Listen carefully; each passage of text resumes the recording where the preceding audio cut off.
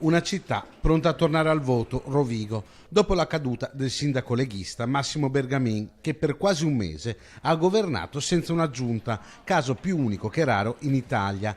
È giunto il momento di fare chiarezza all'interno del Carroccio Veneto, che questa sera dovrà decidere i provvedimenti da applicare ai consiglieri di maggioranza che hanno firmato le dimissioni, dando così una spallata finale a Bergamin.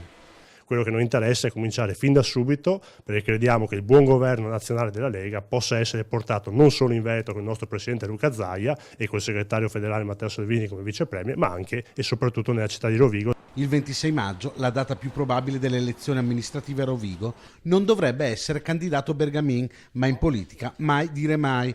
La Lega, però, punta a ritornare a governare la città. È importante che i cittadini di Rovigo possano tornare il più presto possibile ad avere un sindaco. Siamo sicuri che tante cose buone sono state fatte in città, evidentemente all'interno della maggioranza non si è più trovata quella quadra con il sindaco per poter continuare questo percorso. Piuttosto che tirare a campare, onestamente è meglio che i cittadini abbiano nuovamente la possibilità di esprimersi e di tornare al voto. Per il Partito Democratico la fine di Bergamin è stata la cronaca di una morte annunciata dopo 3 anni in cui l'amministrazione ha visto ben 3 rimpasti di giunta.